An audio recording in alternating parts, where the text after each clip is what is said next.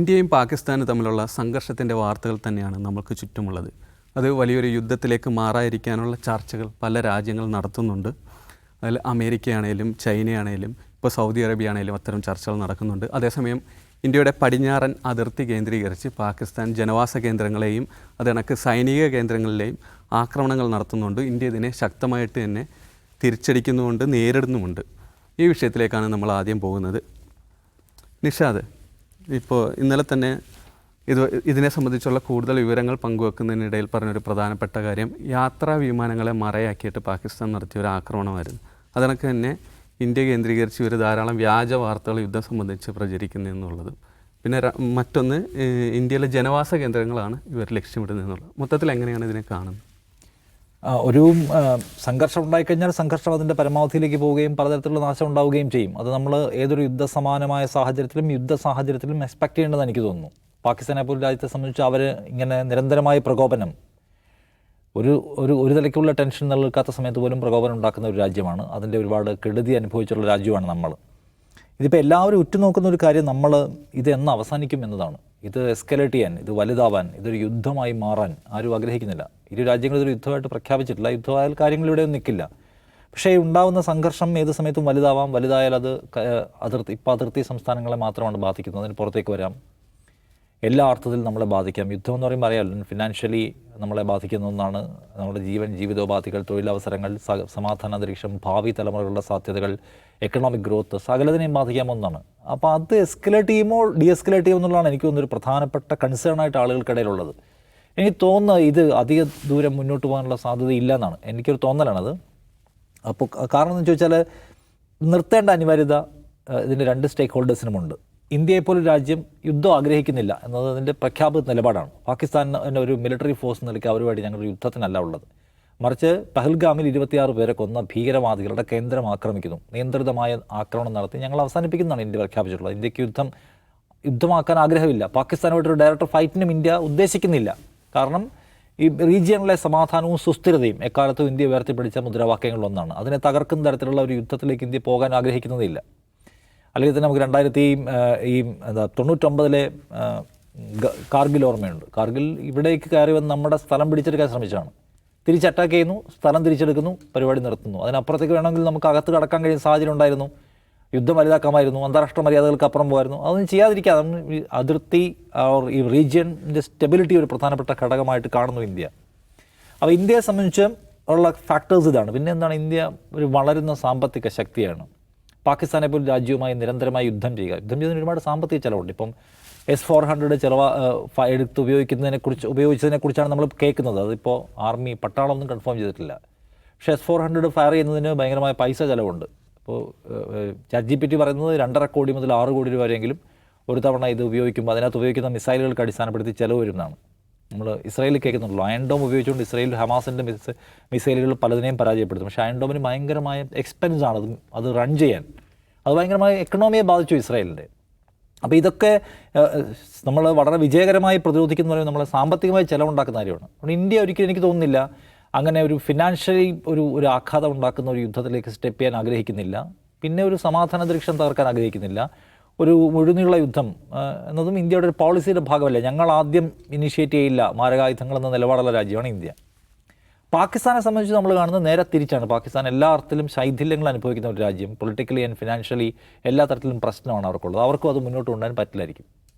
So ഇതിൻ്റെ ഒരു end point ഏതാണ്, ഒരു അവസാനിക്കേണ്ട ഒരു പോയിൻ്റ് വേണമല്ലോ. അത് എവിടെ അവസാനിക്കുമെന്ന് ചോദിച്ചാൽ, ഒന്ന് ഈ പറയുന്ന നേരത്തെ സികേഷ് പറഞ്ഞ പോലെ വിദേശ രാജ്യങ്ങൾ ഇടപെട്ടുകൊണ്ട് ഇതിനകത്ത് ഫോഴ്സ് ചെയ്ത് അവസാനിപ്പിക്കണം. പാകിസ്ഥാനോട് നിങ്ങളത് നിർത്തണം എന്നാവശ്യപ്പെടണം. ഡീഎസ്കലേറ്റ് ചെയ്യണമെന്നുള്ള ആവശ്യം ചൈന ഉന്നയിച്ചിട്ടുണ്ട്. അമേരിക്ക നിങ്ങളുടെ സമാധാനമാണ് നിങ്ങൾ നോക്കേണ്ടത്. ഇപ്പോൾ സൗദി അറേബ്യ, ജപ്പാൻ, UK ഒരുപാട് രാജ്യങ്ങൾ ഇത് അവസാനിപ്പിക്കണം. ആകെ ഇതിനകത്ത് ഇടപെട്ട് അഭിപ്രായം പറയുകയും എന്നാൽ ഇത് നിർത്തണമെന്ന് പറയാതിരിക്കുകയും ചെയ്ത ഒരേ ഒരു രാജ്യം ഇസ്രായേലാണ്. ഇസ്രായേൽ പറഞ്ഞത് ഇന്ത്യക്ക് പ്രതിരോധിക്കാനുള്ള അവകാശമുണ്ട്, അത് നിർത്തണം എന്നല്ല. ബാക്കി എല്ലാവരും ഇത് അവസാനിപ്പിക്കണം. കാരണം രണ്ടും ന്യൂക്ലിയർ പവറാണ്. തമ്മിലുണ്ടാകുന്ന യുദ്ധം ലോകത്തെ മുഴുവൻ ബാധിക്കാമെന്നാണ്. ഇന്ത്യ ലോകത്തെ ഏറ്റവും വലിയ മാർക്കറ്റാണ്. ഇന്ത്യക്ക് ഏത് തരത്തിലുള്ള ഒരു തരത്തിലുള്ള ശൈഥില്യം ഉണ്ടാകുന്ന വേൾഡിനെ മുഴുവൻ ബാധിക്കും, ചൈനയെ പോലും ബാധിക്കും.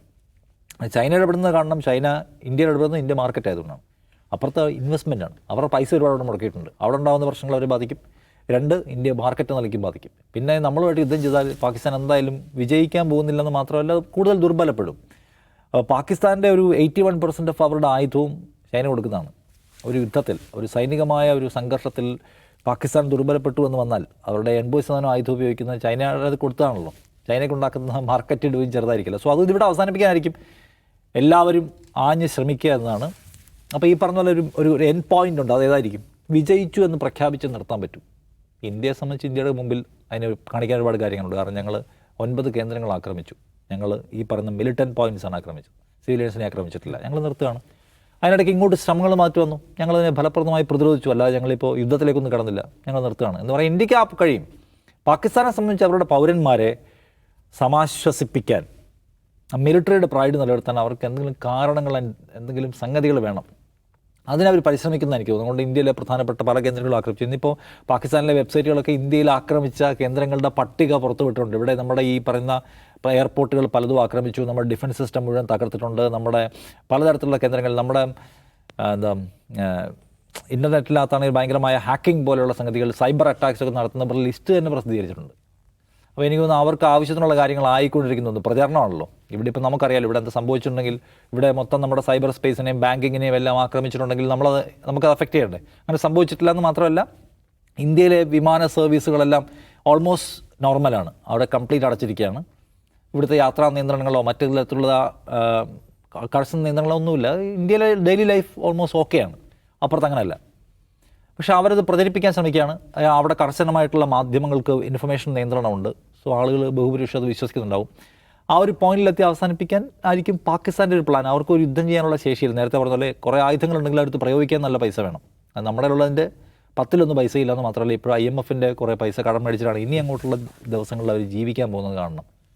സോ അതുകൊണ്ട് ഇത് അവസാനിക്കാനുള്ള സാധ്യത തന്നെയാണ് എനിക്ക് തോന്നുന്നത്. കുറച്ച് അങ്ങേയറ്റം പോയി 2-3 ദിവസത്തിനപ്പുറം പോയാൽ അവസാനിക്കും. കാരണം ഇൻ്റർനാഷണൽ കമ്മ്യൂണിറ്റി ഇതിനകത്ത് പ്രഷർ ചെയ്യുന്നുണ്ട്.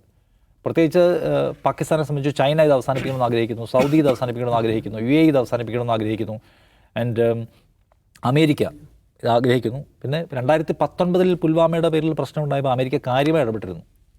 അതിൻ്റെ ഒരു വെല്ലുവിളി എന്ന് വെച്ചാൽ ഇത്തവണ അമേരിക്ക നിങ്ങളുടെ ഇഷ്യൂ ആണ്, ഞങ്ങളുടേതല്ല. അത് ഞങ്ങളൊരു നിഷ്ക്രിയ സമീപനമാണ് സത്യത്തിൽ സ്വീകരിച്ചിട്ടുള്ളത്. അവർ ഇടപെട്ടിട്ടില്ല. അപ്പോൾ അവർ അതിനകത്ത് വളരെ ഫോഴ്സ്ഫുള്ളി അല്ല, കുറച്ചുകൂടെ ഒരു നന്നായി ഇടപെടുക എന്നുള്ളത് പ്രധാനപ്പെട്ട ഒരു ഘടകമായിരിക്കും. എന്നാൽ മാത്രമാണ് വേഗത്തിൽ തീരാൻ പോവുക. അതർവൈസ് ഇത് അങ്ങോട്ടും ഇങ്ങോട്ടും ഈ പ്രകോപനത്തിൻ്റെ അന്തരീക്ഷം നിൽക്കും. അപ്പോൾ മനസ്സിലാക്കണം, എന്തായാലും ഒരു യുദ്ധമായിട്ട് ഇത് മാറിയിട്ടില്ല. ഇത് ഒരു മിലിറ്ററി സംഘർഷമാണ്. യുദ്ധമായി മാറാതിരിക്കട്ടെ, അതിനു മുമ്പ് ഇത് അവസാനിക്കട്ടെ. നമുക്കും സമാധാനം വേണം. സമാധാനം ആഗ്രഹിക്കുന്ന മുഴുവൻ പേർക്കും അതാണ് വേണ്ടത്. അതിർത്തിയിലൊക്കെ നമ്മുടെ സുഹൃത്തുക്കൾ അല്ലെങ്കിൽ പല ആൾക്കാരും ഒക്കെ പറഞ്ഞു അവർക്ക് ഭയങ്കരമായ ടെൻഷനിലാണ് ജീവിക്കുന്നത്. ഏത് സമയത്തും ഇപ്പോൾ തന്നെ ഒരുപാട് ഷെല്ലിങ്ങിൽ ഭയങ്കരമായ പരിക്ക് വരുന്നുണ്ട്. ഇന്നിപ്പോൾ ഒരു മരണം കൺഫേം ചെയ്തിരിക്കുന്നു. 10-17 പേര് ഓൾറെഡി മരിച്ചു കഴിഞ്ഞു. ഇത് ഓരോ നിമിഷം മുന്നോട്ട് പോകുന്തോറും നമ്മുടെ സഹോദരങ്ങളുടെ ജീവൻ, നമ്മുടെ സാമ്പത്തിക സുസ്ഥിരത, നമ്മുടെ തൊഴിൽ, എല്ലാ മേഖലകളെ അപകടപ്പെടുത്തുന്ന ഒന്നാണ്. അവസാനിക്കട്ടെ വേഗം ഒന്ന്. പാകിസ്ഥാനെ പോലൊരു രാജ്യത്തോട് ഈ പരിധി വിട്ട് പ്രവർത്തിക്കുക, ഇന്ത്യയെപ്പോലൊരു വലിയ രാജ്യത്തെ യുദ്ധത്തിലേക്ക് വലിച്ചുകൊണ്ടുവരുന്ന അപക്വവും അപകടകരവുമായ നിലയെടുക്കരുതെന്ന് പറഞ്ഞ് ബോധ്യപ്പെടുത്താൻ ലോകത്തിന് കഴിയട്ടെ എന്ന് പ്രത്യാശിക്കാം. നൗഫലെ, ഇതിലിപ്പോൾ ഈ ആക്രമണം സംബന്ധിച്ച് നോക്കിക്കഴിഞ്ഞാൽ ഇന്ത്യക്ക് ഇതിൻ്റെ അകത്ത് വ്യക്തമായ ഒരു ആധിപത്യമുണ്ട്. നിലവിൽ ഇന്ത്യയാണ് അതിൻ്റെ അകത്തുള്ളൊരു വിജയഘട്ടത്തിൽ, അല്ലെങ്കിൽ മൊത്തം ലോകരാജ്യങ്ങൾ നോക്കിക്കഴിഞ്ഞാൽ മുന്നിൽ നിൽക്കുന്നതെന്ന് കാണാൻ കഴിയും. അതേസമയം തന്നെ ഇപ്പോൾ അമേരിക്ക ആണെങ്കിലും ചൈന ആണെങ്കിലും സൗദി ആണെങ്കിലും ഇത് സമാധാന ശ്രമങ്ങൾ അല്ലെങ്കിൽ ആക്രമണം നിർത്തിവെക്കണമെന്നുള്ള ചർച്ചകൾ തുടരുന്നുണ്ട്. പാകിസ്ഥാനെ സംബന്ധിച്ചാണെങ്കിൽ പാകിസ്ഥാൻ്റെ ഉള്ളിൽ നടക്കുന്ന ആഭ്യന്തര പ്രശ്നങ്ങൾ, ബലൂച്ച് തർക്കങ്ങൾ, അവരുടെ സംഘർഷങ്ങളൊക്കെ നടക്കുന്നുണ്ട്. ഈ ഒരു ഘട്ടത്തിൽ പാകിസ്ഥാൻ ബാക്കിയുള്ള വിദേശ രാജ്യങ്ങളുടെ ഇത്തരം ഒരു ഇടപെടലിൽ അനുനയപ്പെടുമോ? എന്താണ് തോന്നുന്നത്? പാകിസ്ഥാൻ അത് വേണ്ടി വരും. ആ അവസ്ഥയിലേക്കാണ് കാര്യങ്ങളുടെ പോക്ക്.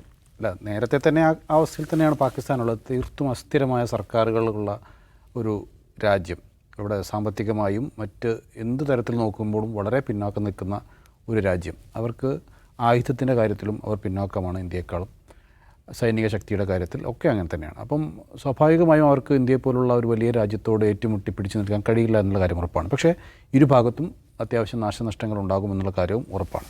അപ്പോൾ നമ്മുടെ അന്ന് ഈ പഹൽഗാം അക്രമത്തിന് പകരം വീട്ടിക്കൊണ്ട് ഇന്ത്യ നടത്തിയ ആക്രമം അന്ന് തന്നെ വാർത്താക്കുറിപ്പിലൂടെ ഇന്ത്യയുടെ നയം വ്യക്തമാക്കിയിട്ടുണ്ട്. അതായത്, ഞങ്ങൾ ആക്രമിച്ചത് തീവ്രവാദ കേന്ദ്രങ്ങളെയാണ്.